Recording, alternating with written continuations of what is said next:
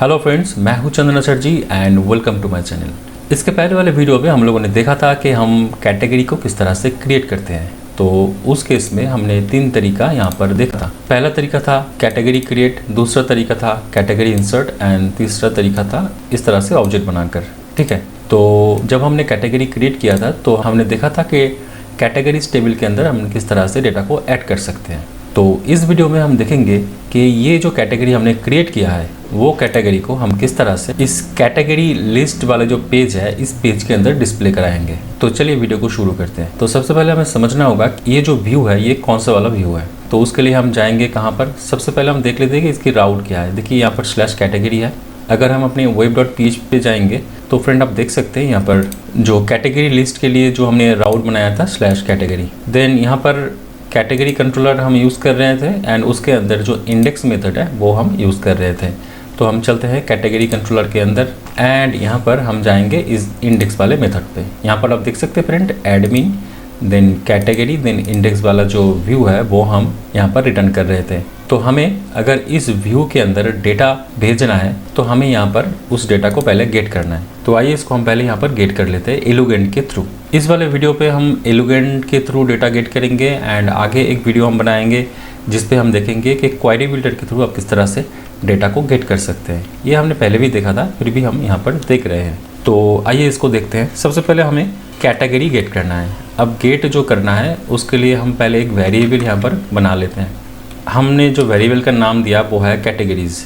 इस वेरिएबल के अंदर जितनी भी कैटेगरीज है वो हम यहाँ पर फेच करके डेटाबेस से इस वेरिएबल के अंदर रखेंगे। ठीक है, जैसा कि मैंने आपको बताया कि हम इस वाले ट्यूटोरियल पे एलुगेंट यूज़ करने वाले हैं। तो आपको पता है कि एलुगेंट के लिए हमें क्या करना होता है, मॉडल हमें चाहिए। तो इसलिए यहाँ पर हमें कैटेगरी मॉडल लिखना है।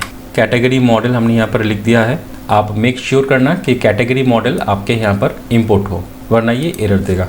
देन हम यहाँ पर डबल क्लोन देंगे एंड यहाँ पर हम करेंगे ऑल एंड देन सेमीक्लोन लगाएंगे। ठीक है, हमने क्या किया, कैटेगरी मॉडल को हम यहाँ पर यूज़ कर रहे हैं एलुगेंट के थ्रू एंड कैटेगरी मॉडल की जितनी भी कॉलम्स है उसको हमने गेट करके कैटेगरीज वाले जो ये वेरिएबल है इसके अंदर असाइन कर दिया है फ्रेंड। अब इस वाले वेरिएबल को हमें इस ब्लेड के अंदर भेजना है। तो कैसे भेजेंगे आपको पता होगा, हम कॉम्पैक्ट के थ्रू भेजेंगे। हमने एक कॉम्पैक्ट लिखा एंड इसके अंदर हमने इस वाले वेरिएबल को पास कर दिया। ठीक है फ्रेंड, आई होप आपको अभी ये थोड़ा बहुत अंदाज़ा लग चुका होगा कि किस तरह से हम कंट्रोलर के थ्रू डेटा को व्यू के अंदर भेजते हैं। ठीक है, तो अब हम चलते हैं इस इंडेक्स वाले फाइल के अंदर। इंडेक्स वाले फाइल कहाँ पर है, ये मेरा ओपन है। इंडेक्स वाले फाइल कहाँ पर है, ये एडमिन देन कैटेगरी ये इंडेक्स। तो हम चलेंगे इसके अंदर एंड यहाँ पर आप देख सकते हैं यूज़र्स है। तो ये वाले जो यूज़र्स है इसको हम सबसे पहले कैटेगरी कर लेते हैं। हमने इसका नाम कैटेगरी कर दिया है एंड हम अगर इसको चेक करेंगे तो आप देख सकते हैं फ्रेंड यहाँ पर कैटेगरी नाम चेंज हो चुका है। ये वाला हम बाद में करेंगे। देन हमें यहाँ पर कुछ फील्ड दिखाना है, पहले हम वो उसको लिख लेते हैं। पहला तो सीरियल नंबर होगा, दूसरा होगा कैटेगरी नेम, तीसरा होगा यूज़र एंड जो लास्ट होगा वो है क्रिएटेड एट। ठीक है फ्रेंड, तो ये फील्ड हम यहाँ पर दिखाना चाहते हैं। अगर हम ब्राउज़र पे देखेंगे तो आप देख सकते हैं friend serial number, category name, user and created at. अब हम यहाँ पर डेटा को बाइंड करेंगे। हम यहाँ पर फॉर ईच लूप लगाएंगे। तो फॉर ईच लूप के लिए हम @ से शुरू करेंगे, फॉर ईच। देन यहाँ पर हमने ब्रैकेट लगाया एंड इस ब्रैकेट के अंदर हम वेरिएबल हमें पास करना होगा। कौन सा वाला वेरिएबल, जो हमने भेजा था कैटेगरीज। हम जाएंगे यहाँ पे कैटेगरीज एज @ कैटेगरी। यहाँ पर आप कुछ भी लिख सकते हैं, रो लिख सकते हैं। मतलब यहाँ पर बहुत सारे कैटेगरीज है। मतलब डेटाबेस के अंदर अगर 5 रो है तो कैटेगरीज के अंदर 5 रो आएगा एंड कैटेगरी के अंदर सिर्फ 1 रो आएगा फॉर ईच लूप के साथ। एक एक करके यहाँ पर बाइंड होगा। ठीक है, अब फॉर ईच मैंने स्टार्ट किया है। सबसे पहले इसको हम एंड कर लेते हैं, एंड फॉर ईच हमने यहाँ तक कर लिया है। अगर हम अपने ब्राउज़र पे जाएंगे तो आप देख सकते हैं यहाँ पर ब्लैंक रो आया है। अब हमें डेटा को बाइंड करना है। डेटा को बाइंड करने के लिए हम क्या करेंगे, सबसे पहले यहाँ पर जो कैटेगरी नेम है उसको हम यहाँ पर बाइंड करेंगे। तो जैसे कि आपको पता है कि अगर हमें कुछ भी डेटा को प्रिंट कराना है अपने ब्लेड फाइल के अंदर तो हमें डबल कर्ली ब्रेसेस यूज़ करते हैं। तो हम क्या करेंगे, यहाँ पर हम लिखेंगे कैटेगरी एंड देन हमें यहाँ पर कौन सा वाला फील्ड देना है, हमें यहाँ पर देना है यहाँ पर कैटेगरी नेम। ठीक है, तो आइए एक बार चेक कर लेते हैं। आप देख सकते हैं फ्रेंड यहाँ पर जो कैटेगरी नाम हमारे डेटाबेस के अंदर है वो ही यहाँ पर आ चुका है। मैं एक काम कर लेता हूँ, मैं इसको कॉपी करके जो नेक्स्ट फील्ड है यूज़र का वो हम कर लेते हैं एंड क्रिएटेड एट कर लेते हैं।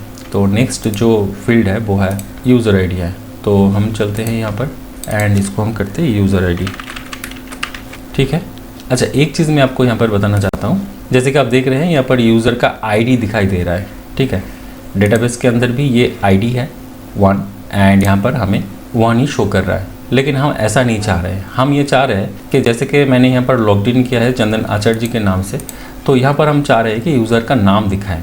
तो उसके लिए हमें क्या करना होगा, ज्वाइनिंग या फिर रिलेशनशिप्स हमें सीखना होगा। तो मैं एक काम करता हूँ, मैं इस वीडियो पे रिलेशनशिप मैं नहीं दिखा रहा हूँ, आगे चल के मैं एक वीडियो बनाने वाला हूँ रिलेशनशिप्स के ऊपर। ठीक है, तब हम इसको देखेंगे।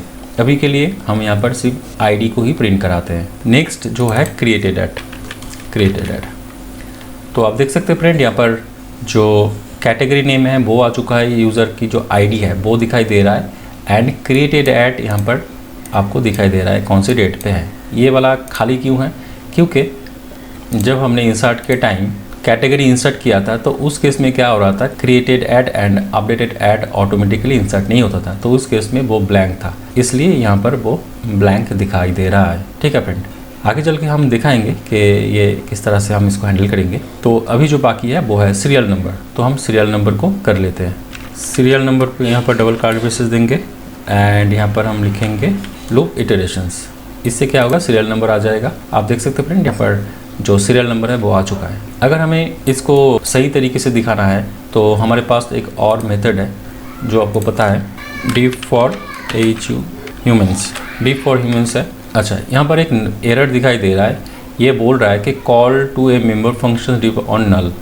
मतलब यहाँ पर एक प्रॉब्लम ये है कि डेटाबेस के अंदर आप देख सकते हैं फ्रेंड, यहाँ पर क्रिएटेड एट ये वाला जो है वो खाली है। डीप फॉर ह्यूमन जो फंक्शन है वो नल वैल्यू के ऊपर काम नहीं करता, तो उसके लिए हमें क्या करना होगा, उसके लिए हमें यहाँ पर एक कंडीशंस लगाना है। तो आइए देखते हैं वो हम कैसे करेंगे। हम यहाँ पर एक इफ कंडीशन लगाएंगे जिसमें हम चेक करेंगे डॉलर कैटेगरी क्रिएटेड एट, अगर ये है तो ये वाला जाएगा एल्स एंड इफ। ठीक है, यहाँ पर हम क्या कर रहे हैं, अगर क्रिएटेड फील्ड के अंदर वैल्यू है तो हमें ये वाला दिखाना है, अगर नहीं है तो हम यहाँ पर टीडी लगाएंगे एंड हम करेंगे नो डेट। ठीक है, तो फ्रेंड आप देख सकते हैं फ्रेंड, यहाँ पर अभी कोई एरर नहीं आया है।